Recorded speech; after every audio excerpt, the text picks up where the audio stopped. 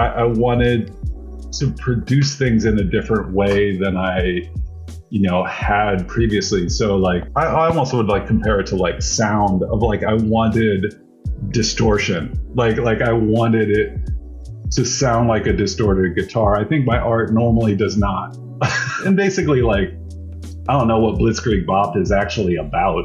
It doesn't, who cares? And sort of like trying to get at that idea in comic book form.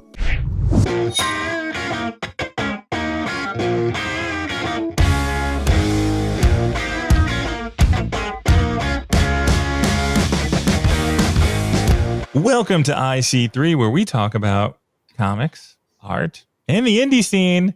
And Jamie's going to make fun of me. Jamie's going to make fun of me for my radio voice. Let's go. Let's talk about some indie comics, Matt. Hey, at least I'm not the guy wearing the shirt at the band at the concert. Listen, self-promotion.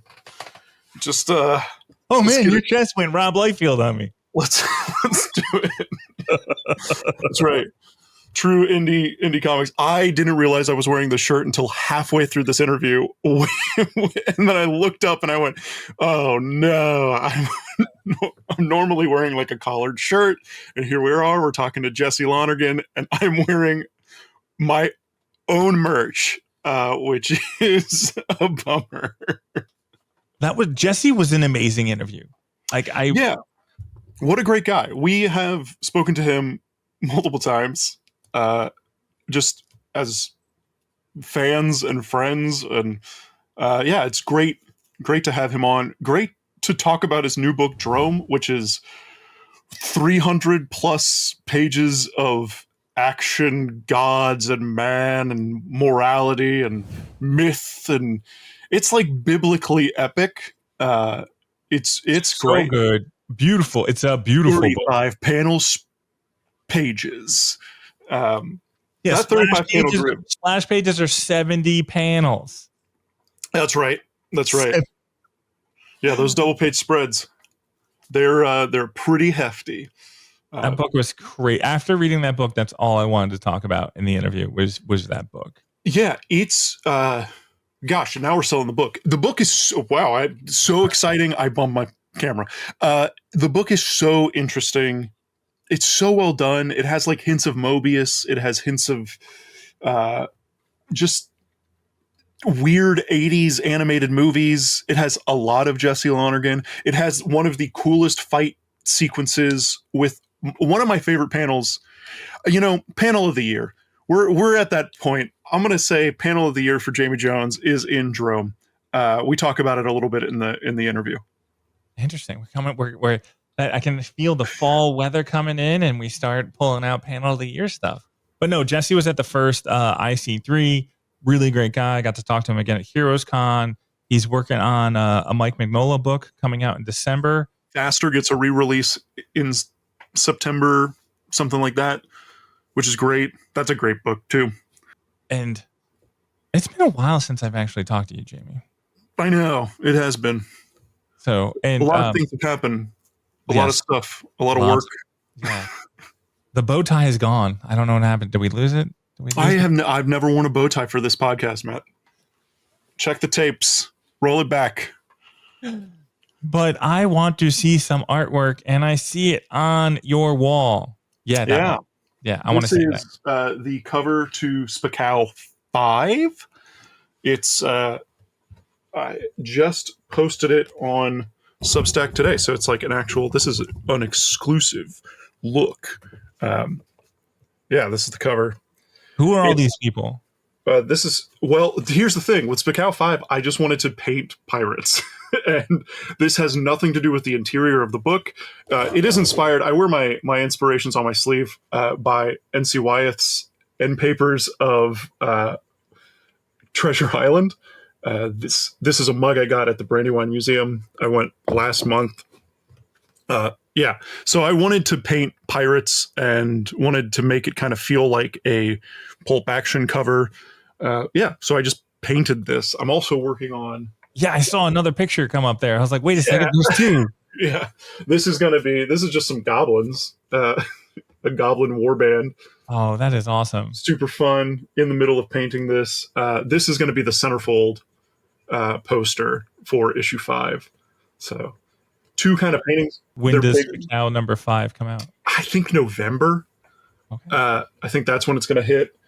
These are big too. These are 14 by 17 paintings. Normally, my paintings, so like the cover for issue 4, which is back here, is 11 by 14. So this is a good size bigger. It just kind of makes it easier to paint. We're working bigger. We're going big. I'm going big now. I don't know why. I don't have the shelf space.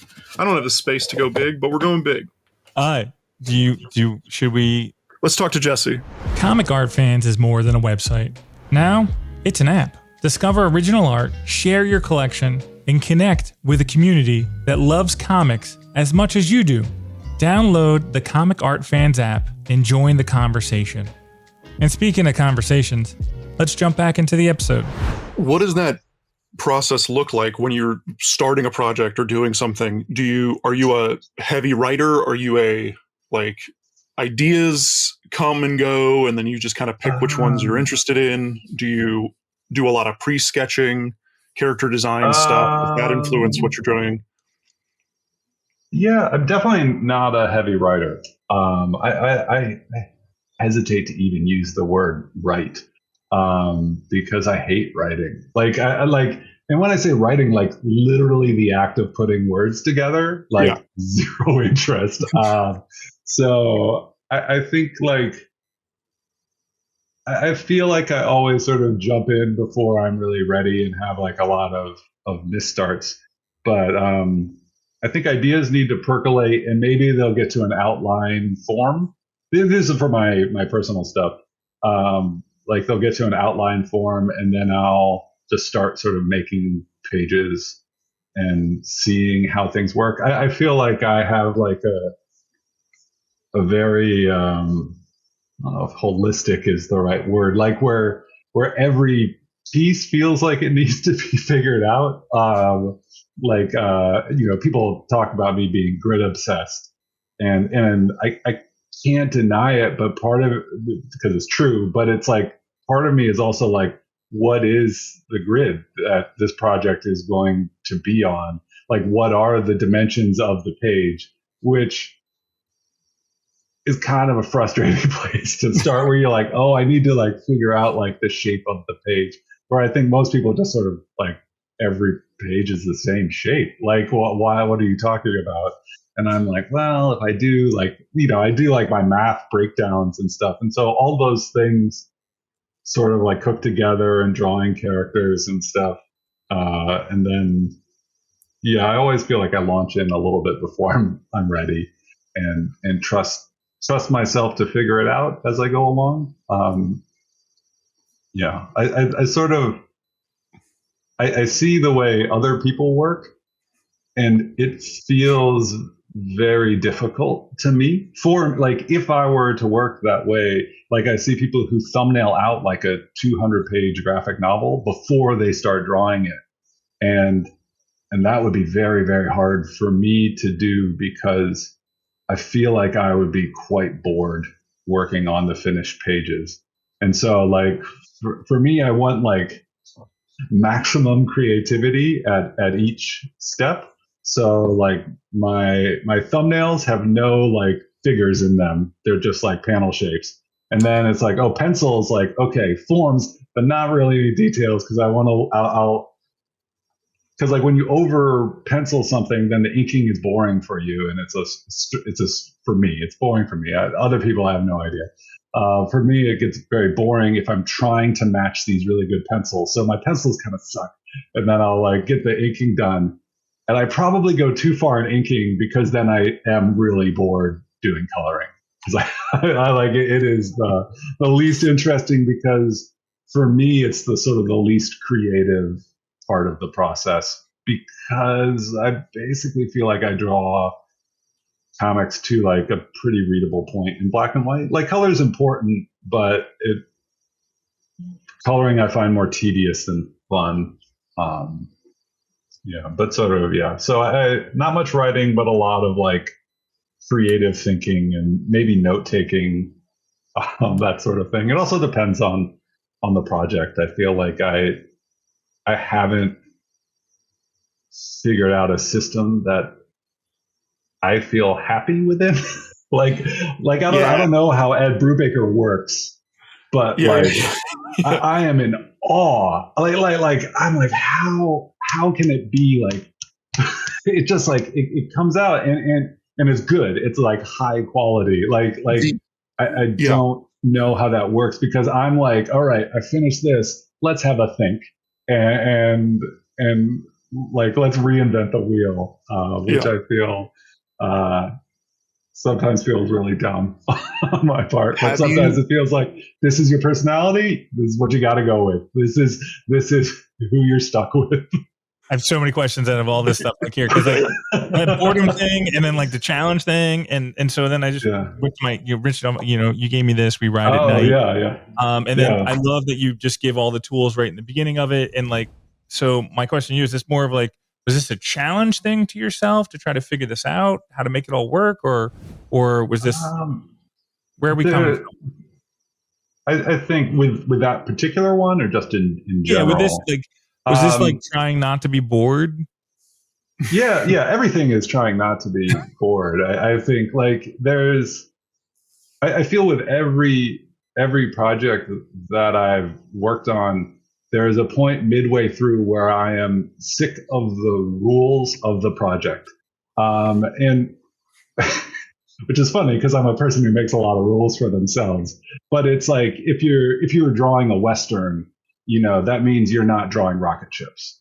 Like you are drawing cowboys, and if I've drawn 80 pages of cowboys, I'm like I'm sick of cowboys. I want to, and so I feel there's this constant like nag of boredom, and also I guess for some reason the idea like with that we write at night, I wanted to produce things in a different way than I had previously. So like it's like all these tools that I don't normally use, like trying to create like a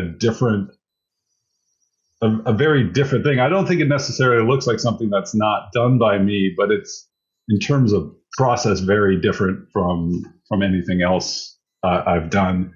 And I guess there are sort of like ideas of I almost would like compare it to like sound of like I wanted distortion, like I wanted it to sound like a distorted guitar. I think my art normally does not. Like it's Kraftwerk sounding or something like that. It's like this guy likes math and geometry, and like this is clearly someone who listens to like droney krautrock. And so I wanted something that had that sort of noise level, and it's sort of an experiment to see if I could do it. And with that one, it's also like I wanted the narrative to a degree not be a narrative. Like I wanted it to be more about the feeling and like the tone and basically like I don't know what Blitzkrieg Bop is actually about. It doesn't. Who cares? Like it doesn't matter. Like and or any Nirvana song. I'm like, oh, something eating cancer, I guess. And sort of like trying to get at that idea in comic book form. So experimenting, trying new things. I don't know, palette cleansing maybe too. Yeah, I mean, I really enjoyed the lettering in it and how the tools you use to letter it, and then like when Mr. Freeze shows up, I'm like, oh, this is cool. This is like a fun moment. I wanted my original idea had actually been like to take Kelly Jones Mr. Freeze, which I love Kelly Jones's art. I love the way he drew Mr. Freeze. And I wanted to actually like lift it from a Kelly Jones era Batman comic and put it in, but then I got like nervous. I was like, my name might just be big enough that Kelly Jones could see it and be angry. and I don't want it to be that way. I don't want to anger Kelly Jones because I have so much respect for his work. But also, I don't want to ask permission because that's lame too. Like, so I was like, all right, that I won't take it. I'll buy this, get this toy, and just photograph it and stick it into the comic. I'm not sure if it really works. I feel like it sort of throws a wrench into the flow of the comic because it's so different. But it did make me want to be like, oh, it might be fun to do like an all toy based comic with like photos, like, you know, take toys and like cover them in glue and pictures and weird magazine eyes and stuff, and try and make something it wouldn't out of have it. made sense if you didn't include it as like one of the tools at the end of the book. You know, like when you, I was like, oh, you know, like it would probably like would stand out. But since you included it as one of the tools, I was like, it worked. It works because when I was reading it and then he pops up, I was like, what? And then like I saw it again, I was like, oh, this is kind of cool. This is kind of cool and stuff. I feel that those pages showing the tools is kind of like the thesis statement for it. It's like if it doesn't have that, I think it's just like, what am I looking at? It's like photocopies and all these stamps and stuff. But yeah, it was a fun project. It ended up being like, I wanted it to be a quick thing, like do it in 2 weeks, and just didn't happen. It took like 3 months because I was, you know, working on other books and stuff at the but same this time. book, did this book inspire your Heroes Con auction piece? The style of Batman? Yeah, it did. I think like with that kind of drawing, I think especially like, I don't know, coming out of comics, there's sort of this very controlled way of drawing. You know, which I think is pragmatic, of like you have to draw the same characters again and again and again, and they need to look the same, so you have this sort of routine. But I've been recently just sort of enjoying drawing kind of straight to ink more and kind of making a mess. And, you know, that was sort of the Heroes Con piece, was like doing it big, which I thought would be like time consuming. And I was like, oh no, this is way easier. You don't have to have anywhere near as like I have this impression of a lot of comic artists being like hunched over, sort of like tightly holding these pens and like just like putting these like little very precise lines. And it's like, well, if you draw big, you can just go like whole arm. Yeah. Like you don't need to like be worrying something like a rodent. You can like, you know, live large. And it's like, oh, this is why fine artists go big. I've started going bigger and bigger, drawing wise, just like paper size. Like everything's a double page spread, but it's, you know, just huge. It's great. You get so much more detail, quote unquote. Like it shrinks down. It shrinks down in a way that's so nice. I think it shrinks down better. It's funny with like commissions also, like it's like, oh, 6x9, it's like, oh, that's half the price of 9x12, right? Because it's small. It's like, yeah, it's actually more work to draw small. Like it's easier really to draw 9x12. Like 9x12 should be half the price of 6x9. Hey, comic art fans, mark your calendars.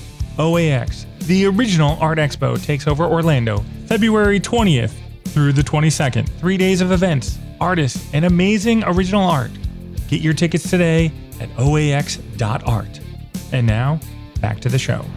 Well, how big did you draw Drome? Drome is at I drew it on 11x17 paper, but the live area is 10 inches by 14 inches. Okay. So it's like kind of standard size, just a little squat. Yeah. I enjoy drawing. I like that size. I know I'm familiar with a little bit squat is great. Yeah. When did you decide on 35 panel grid for Drome? It is was that just what fits in that live area? Is that like, is it partly? It's partly like I think it's a it's a grid and a sort of a dimensions I feel like I've used for a long time actually. Like Hedra was done at that size, and then like some other things that nobody saw were done. And I think part of it's sort of a pragmatic aspect of like 11 by 17 paper is easy to get. Yeah. And then there's my idiosyncratic aspect of I like a grid based on squares, not on rectangles. So it has to have this mathematical relationship of like equal size squares as opposed to like, so everything in Drome is drawn 2 inches by 2 inches are the base panel size. And then I also feel like, I think sort of coming out of indie comics and sort of doing like indie comic book shows, there is this, I guess it's like a business thing too, of sort of like value added of like, this is not 8.5 by 11 paper just folded over. I took one extra step of care. It's like, it's a little shorter, you know, and Yeah. I feel like it's like this sort of way of signaling that this book is not really like a standard comic book. And maybe that's like an arrogance on my part, but like I feel like at its base level, like if you just change the dimensions a little bit, it shows like a little bit more care. You know, it's like that I worked in this. And then again, because of my idiosyncraticness, I don't want the tiers or the columns to be even, because I want them to be, I don't want a page to be divided evenly. I don't want two equal size panels. I always want one bigger and one smaller. And that's, I think, just me being weird, that I don't like even numbers. I want it odd. And so all of those things sort of combine to get to that 35 panel grid. It works so well. It works so well. As I was talking to Matt earlier about it, I was like, I wonder if it comes out of like laying perspective grids out, because it works so well as that initial like blank perspective line, and then your use of scale and perspective is so strong, and it's elevated by having the little line, having it broken up, right? Like if a character is full figure in a 2x2, you know, he's 2 inches tall, and then you have an actual direct measurement of how much bigger, say in the beginning of Drome with the giant crab, like he is 4 times bigger than the guy, and we know exactly how big he is. It's like Mobius levels of scale and size, and just like it's really fascinating. I think it, for me, it adds a lot of possibilities to how you can divide a page and how you can sort of show things.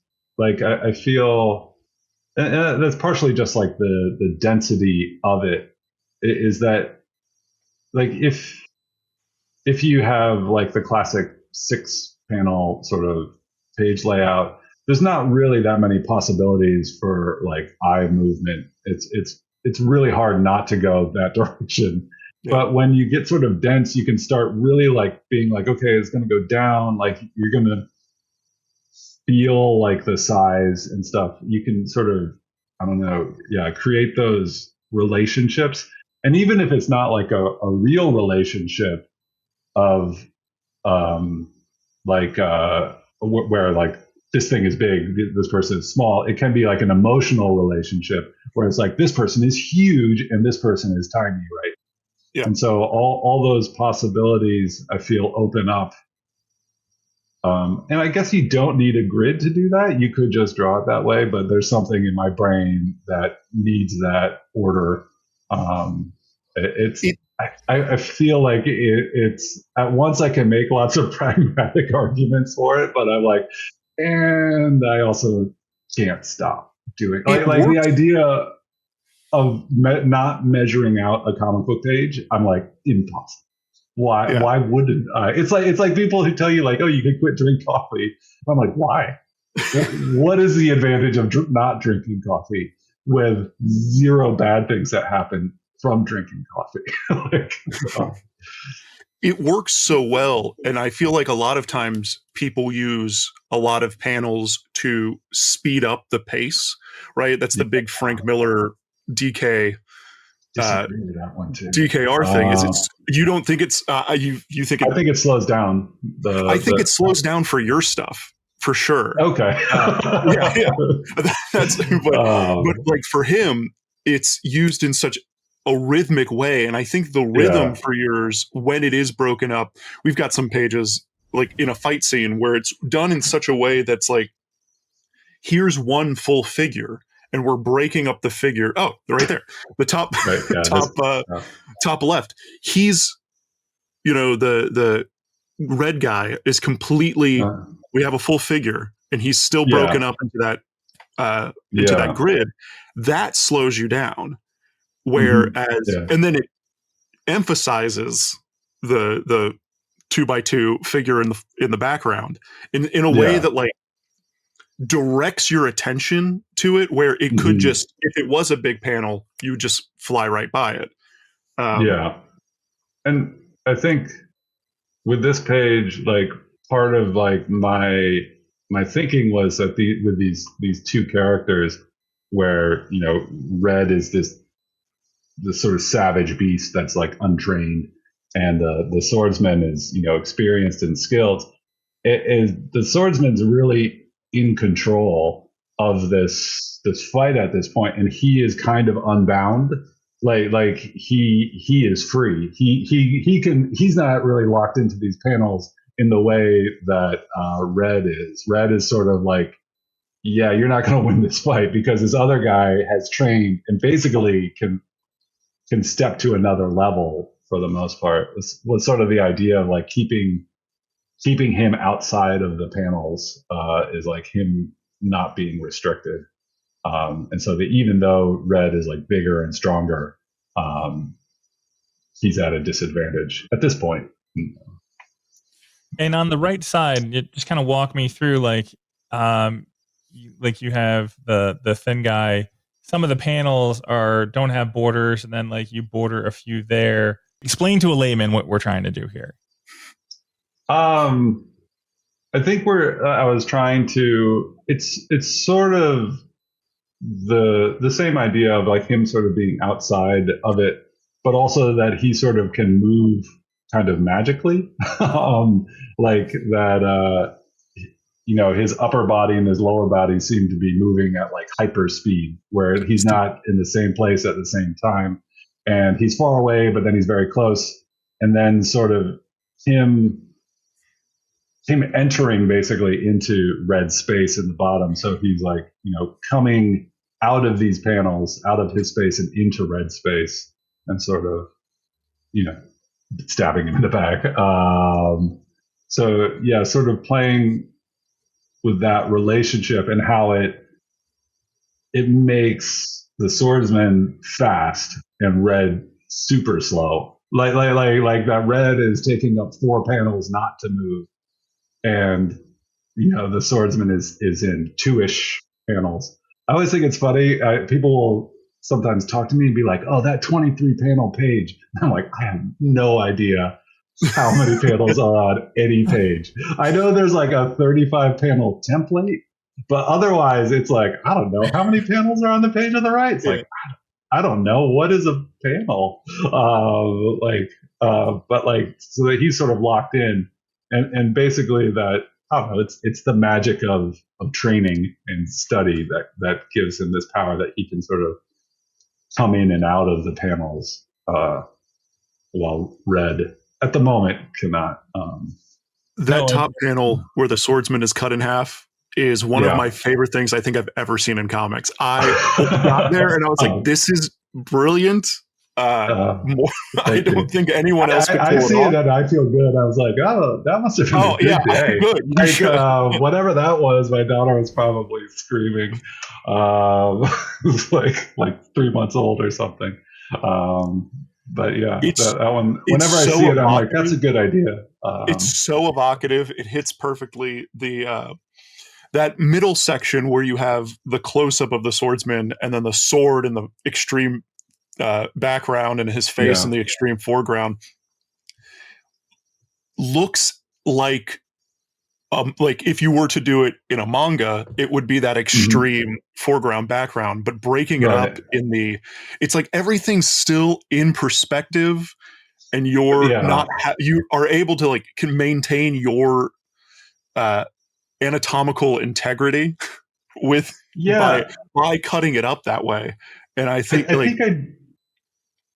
I do think about keeping a perspective across multiple panels, even if nothing special is happening.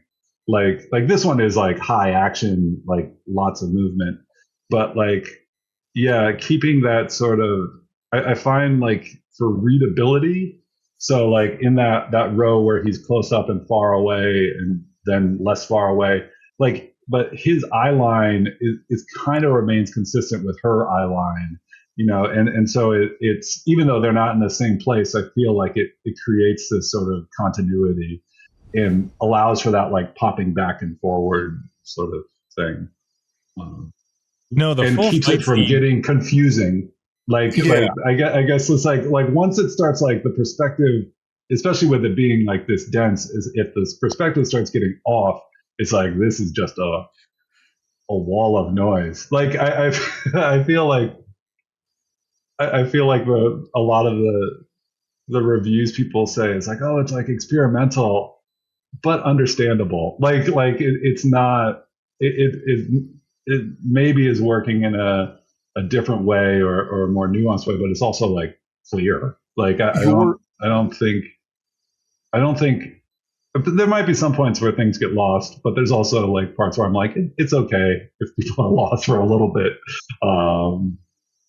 Yeah, the directionality of everything, especially when you do these action sequences and you're leading the eye from panel to panel, you're never lost, or at least you have that touchstone where your focus is supposed to go, right? That when the sword hits red, you've got a character full profile looking at him. The characters, they're all looking at the sword. All of the crowd is looking at the sword, and I think that's if you're going to do an experimental thing like that, might as well overemphasize where you need people to be looking. I think it's great. It works. It just works so well. This fight scene was crazy. It was awesome. And then I don't want to spoil that turning point in the fight scene, because I really enjoyed that. So definitely go get this book, read it, just to see that page. One of the questions, I have lots of questions, but one of my questions is I feel like you have a very organic style, from your inking and how the watercolors that you've used, and everything like that. And so then you have this organic style, and then you can find yourself to this grid system. How does your mind handle all that?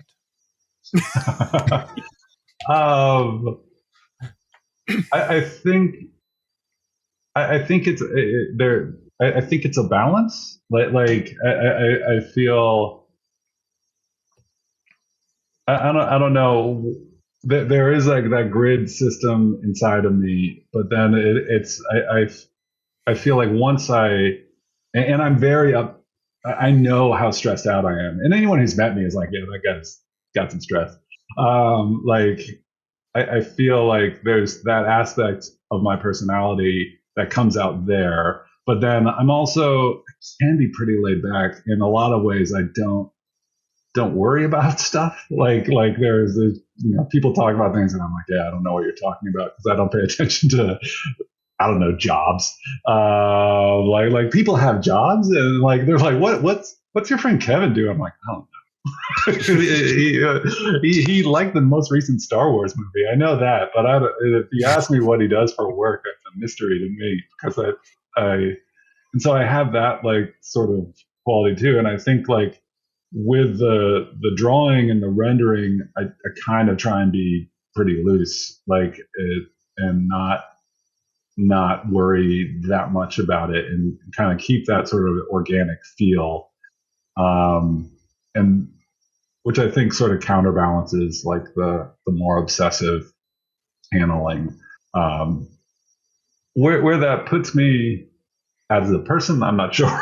But like, yeah, drawing, I guess I think of like the drawing as sort of being almost like a performance, like where it's like a drawing is sort of like a record of this like consistent ability to put stuff on paper, and sort of like, if you look at those, like someone like, I don't know, like Mobius, or like Art Adams, it's like wow, you put so many lines down correctly in a row, like which is maybe a weird way to look at it, but it's like, well, you just keep putting them down in the right place.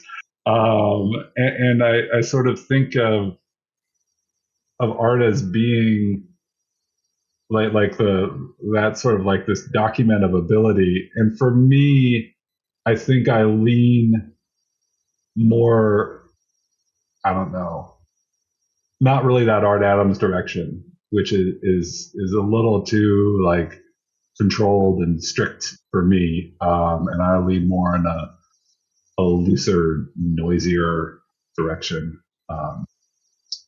Tim Sale direction, maybe, that sort of thing, where it's like, oh, that's one really good line instead of many good lines. like that's like one like crisp, clean Superman face.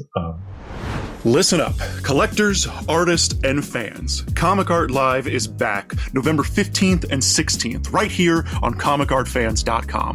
2 full days of live panels, art sales, and creator conversations, all celebrating the world of original comic art. Don't miss it, comicartfans.com. Now, back to the show. When did you realize that the grid worked for your style then, and moving forward from that, has it been an escalation of tiny panels as it goes on? Do you start doing 3 and then 6 and then 35? I think I did like three graphic novels from like 2007 to 2014 that were, I think, much more normal looking. And I think with them, I had this imaginary editor in my head saying, like, this is how comic books look. And like, comic books don't have, comic books aren't super dense in panels unless you're Chris Ware. And Chris Ware gets to do it because he's Chris Ware. And sort of like, feeling like I was doing these similar things, but they weren't as visible because the layouts weren't really like highlighting those things. And nobody, I mean, they got a little attention, but very minimal. And like sales of under 1,000. And after the third one, I was just like, look, nobody's going to be looking. Yeah. Why am I worrying about this editor who doesn't exist? Like that is entirely in my brain. Like no one's ever told me these things about like how, like, or I've read these things about how comics work or whatever. And it's just like, oh, I'm just gonna do what I want to do. Like, if no one's gonna look, if not getting published means I don't make $600, like, I think I'll be okay just like working my job and making whatever weird comic books I want. And maybe kind of in hindsight, like, obviously, like, oh, people responded to the weird stuff that I just did where I wanted to do. Or maybe luckily, I'm not sure which it is, but like, kind of with like Hedra was probably the first book that sort of came out of that, and then some faster stuff came out of that as well, that like time period. And Hedra was a book that like was a lot more, it felt like more risky than Drome. Like Drome, I feel is sort of like a culmination of like, I've been doing all these things and here it is like all come together. But like Hedra is sort of like a big jump. And I remember going to like Mocha one year and I had like it was the only thing I brought, this like newsprint edition of Hedra, and I brought like 140 copies, which I was like, that's a ridiculous amount of copies. Like that's just all the copies I could fit in this box. Like, and gone. Like just like sold out. And it was like this like immediate response. And sort of getting that like encouragement was like, okay, this is what I'm gonna do. Like this is sort of where my voice is, where people can hear it. You know, like I feel, I don't want to say those 3 earlier graphics didn't have my voice, but I don't think they were heard. And like with Hedra, it felt like, oh, people are hearing what I'm saying now. And then, you know, you sort of like, you know, keep building and experimenting and stuff. It's definitely made me like reading Drome. Like I was like, oh, from a design point of view, like this makes sense. Like, and then all the panels come together. You can connect them to 4 panels, or you can do this. And I was like, oh, this really gave me a behind the scenes kind of thing on like comic books that it didn't click in my head until I read like your like panel layouts and understanding comics. It's like the invisible art, and part of me like finds that true and super annoying. I'm like, why are we working so hard on this and nobody notices it? And like sometimes I think I'm like a child where I'm like, no, you need to pay attention to panel transitions. Like if you're reading it and you're not noting it, it doesn't matter. Like I don't want it functioning on a subconscious level like that who knows? Nobody's done any tests on the subconscious function of comics. So part of me feels sometimes I'm like not invisible, but visible. Like I want you to see it. Well, it's a really good film editor, right? You still at the end of the day, you're like, God, that was a good movie. That movie was. Like, man, they held on to that one moment just long enough, and then you're moving past it, and it's like you do notice it. It does, it hits you in a way, and it's like the way that you have done your comics is like, hey, like this is really well edited. Let's move on. Yeah, that is true. You can definitely also tell when a movie's not edited well, and you're just like, I'm not into this. I don't know what's wrong with this. But my first question I wrote down after reading Drome was, what are your philosophical influences? Like philosophers? Yeah, like what makes Jesse? You know, like what are those influences? I didn't realize we were going this direction. I'm not like I wasn't a classics major or anything, and I didn't study philosophy. So I feel like I had this like very much like bought books in used bookstores sort of philosophy.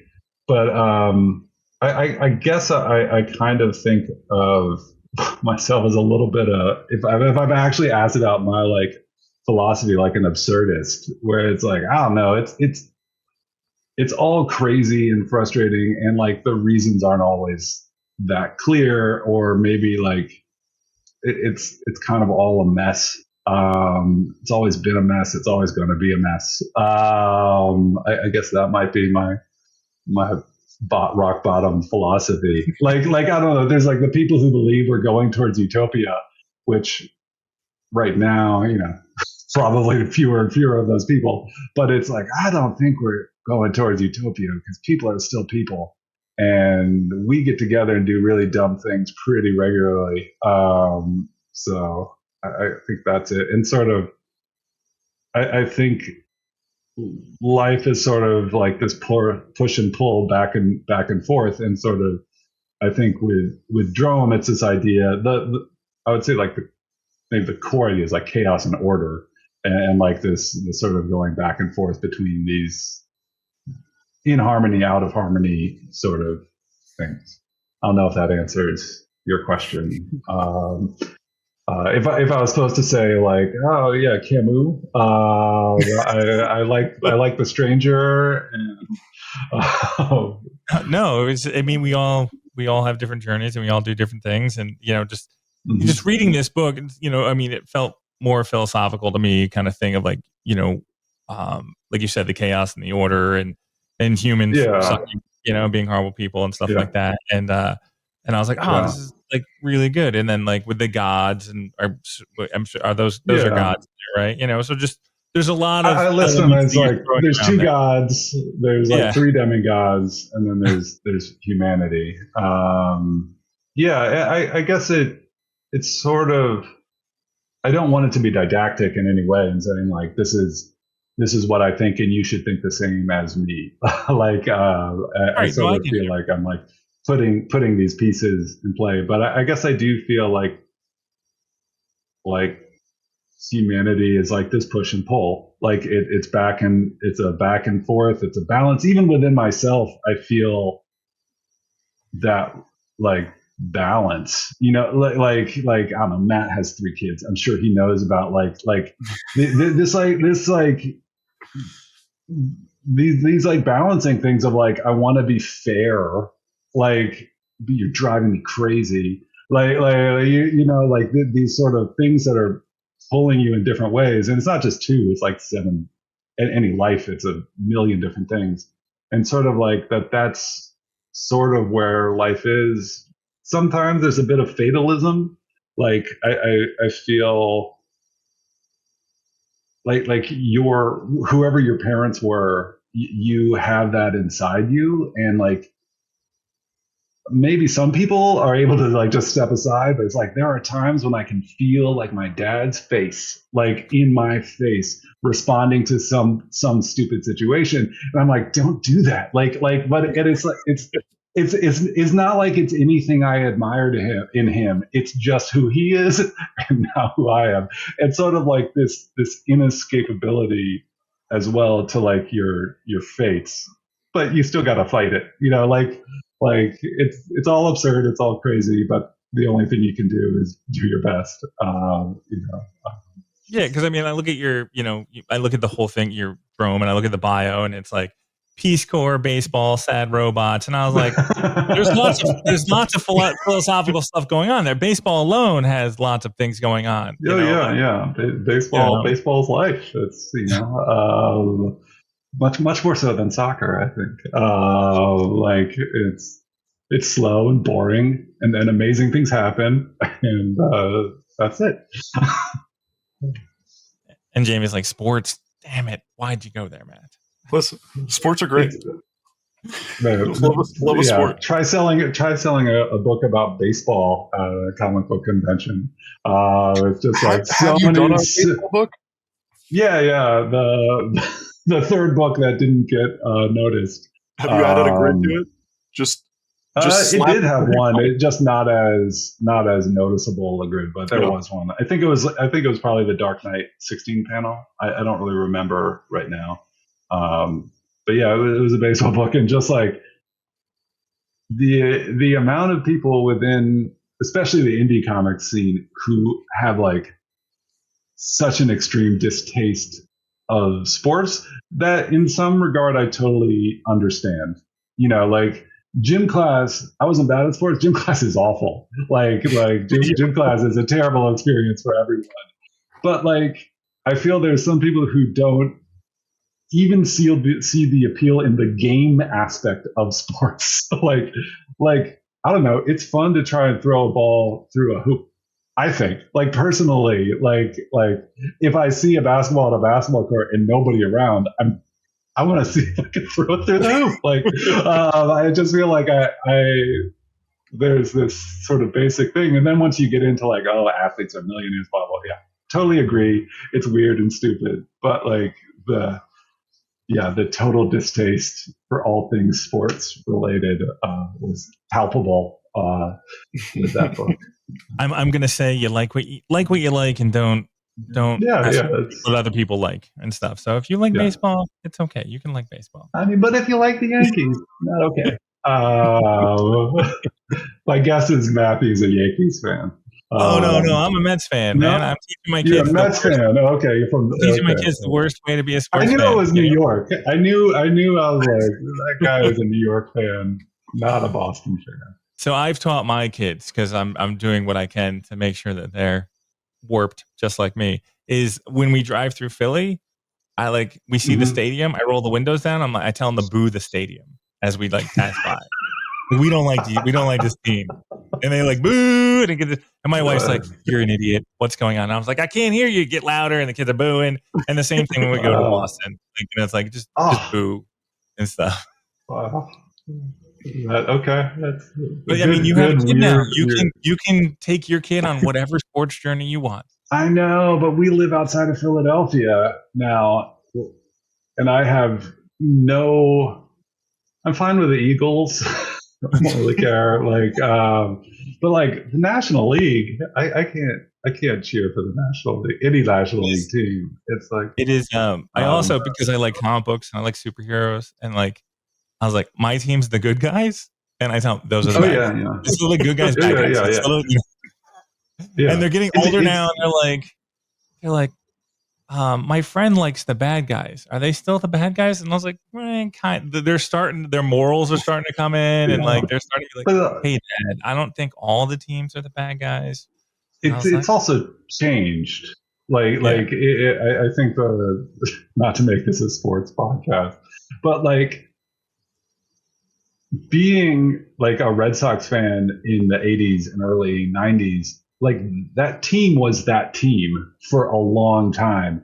And the Red Sox are almost completely a new team every year. The amount of turnover, I would say if a player sticks, if the starting lineup stays the same, I would be shocked. But I'd say there's at least 5 or 6 changes to the starting lineup per year.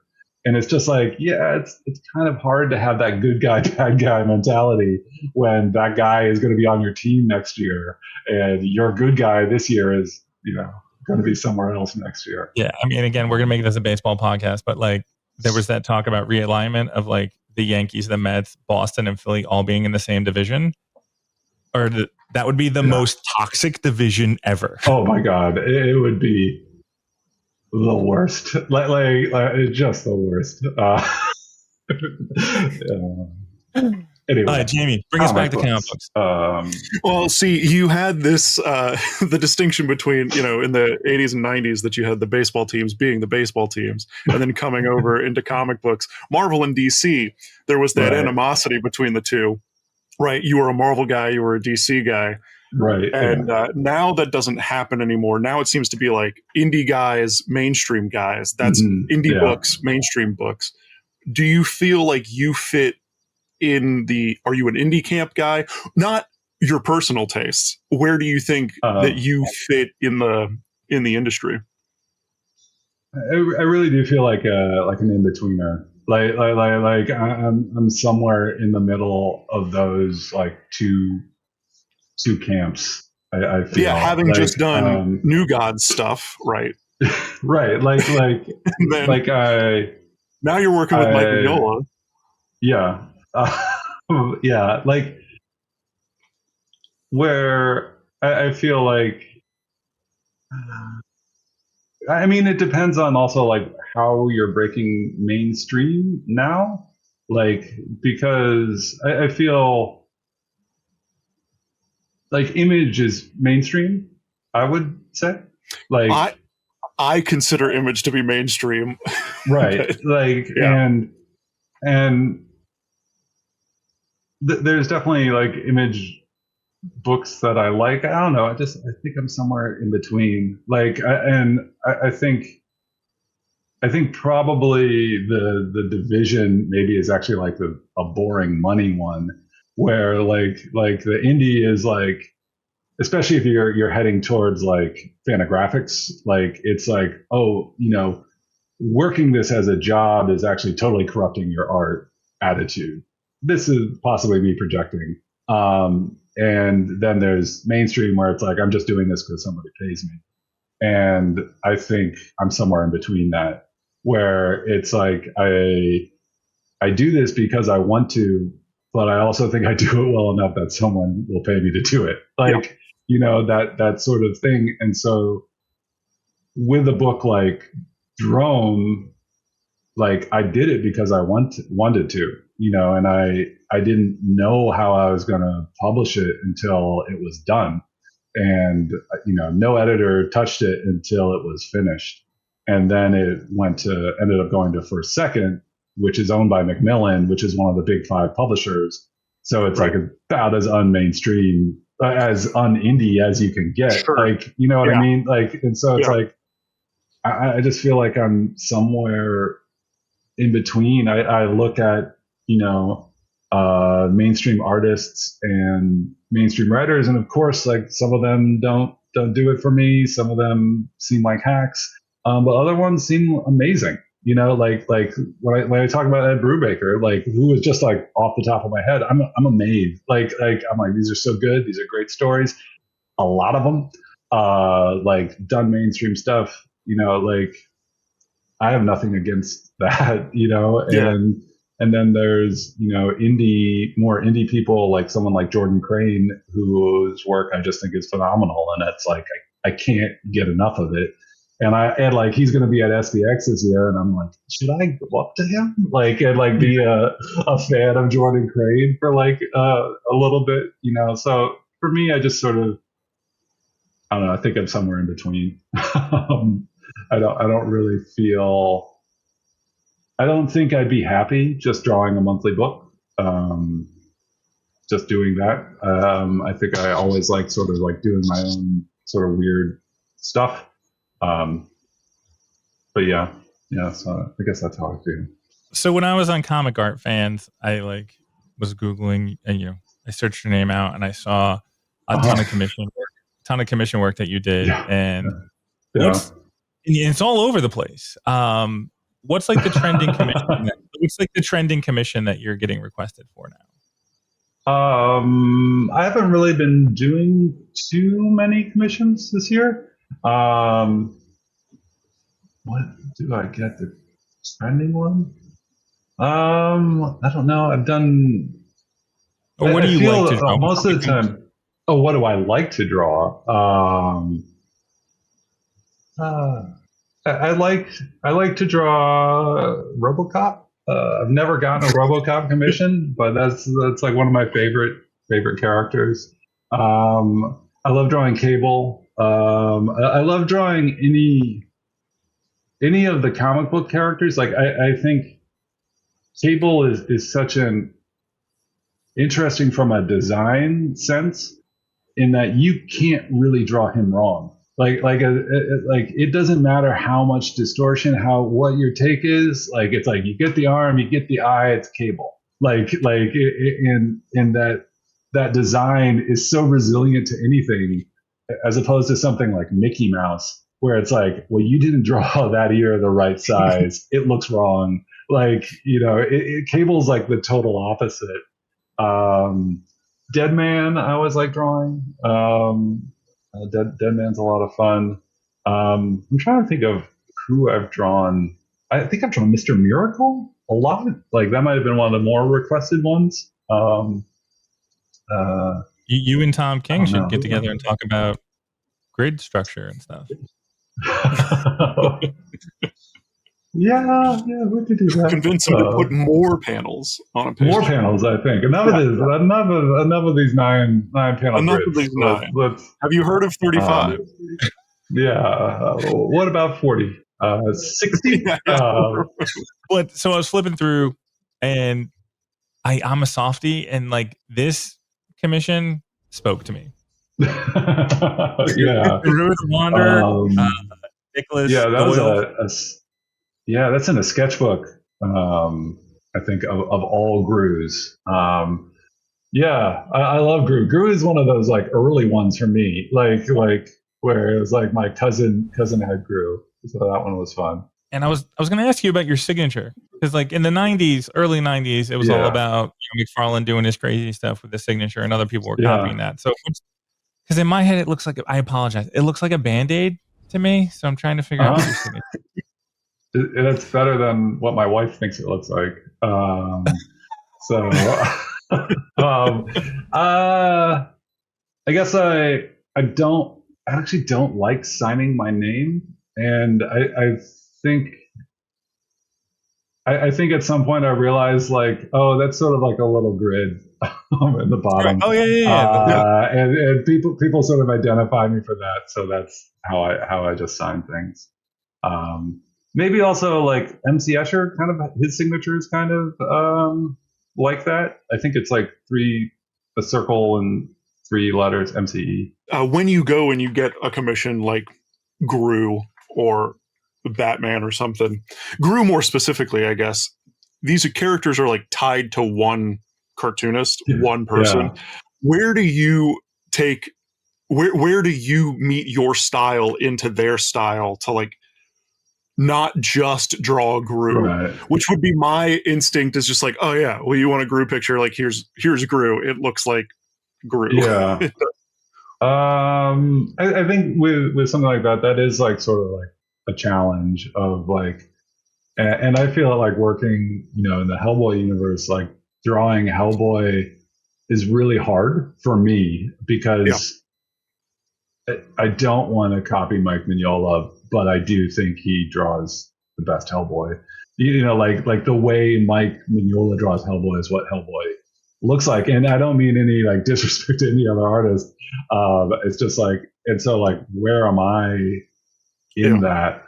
So Groo, I think what I'll try and do is I think get with that Groo, like specifically, I think it was really like looking at the proportions that Aragona's like has, and then just trying to draw it the way I like to get those proportions right, and then draw it the way I would draw it, and then draw a lizard in the background that is with the way I draw. Like, you know, like put some other element in. I also feel like I sort of have like a mix of styles. So I think I have like a more cartoony style that sometimes I lean towards, and a more switchy style. So sort of coming up with some sort of balance between those two. So this Joker, Carl Choi has it from C2E2 24. It's also a sketchbook one. This is like full blown Jesse to me. When I close my eyes, your artwork, this is full blown Jesse. Yeah. This one, it's funny. He was like, he had this Joker sketchbook, and he was like, I think it's too dark. They're all like really grim. I was like, it's a Joker sketchbook. Like, of course they're grim. And he wanted more like cartoony sort of leaning, which I feel like I'm sort of, I don't know. I said I was like in between mainstream and indie. It's like I'm also sort of in between like really cartoony and Mobius-y, like sort of. And I just sort of had fun with this one. Just him throwing a bunch of bullets into his mouth, just looking at it as crazy as possible, but not like bloody, I guess. Yeah, and then I have this Superman transformation. Oh yeah, it's from. And this is Jared Michalski. 2024. This is really good. Yeah, that one. Commissions are a little like bit of a challenge because I feel sort of. I guess when I talked about that invisible editor, the imaginary editor in my head for comics, I feel sort of a similar thing with commissions. But Jared's gotten like a few from me, and he and I have talked. We've had dinner and stuff, so we know each other. And I think because of that, I felt like confident with this one to be like, I'm going to draw a Superman so small, like he is just this like little tiny guy at the top, and Clark is a little bit better, but also Clark is mostly covered by a phone booth, and I don't know. I think because I know Jared, I had confidence to do that and just be like, I'm just going to do this thing. But oftentimes with the commission, I feel like, I don't know if it's reasonable, like if it's me totally making something up, but I feel like, you're supposed to draw the character big and like feature the character, and they should be prominent. And like drawing a Superman commission where Superman is like an inch tall on 11 by 17 paper is like, no, that's not what I paid for. But yeah, I also like I know him and know what he likes, so I felt confident with this one that I could do this. And this is like the kind of commission I think I like best, where I feel like it's more like a page and less like a cover. And then the monster has that's like your eyeball style, like Yeah, the weird socket eyeballs. That I want to see the rest of that monster. Like, what does the rest of that monster look like? I don't know. You have to get me to do a comic. Come on, Jared, get the first page, Jared. Get the first page. You can have the Justice League on that side. Jesse, this was really cool, man. Thank you so much for your time. Oh, thank you. It's fun chatting, fun being on.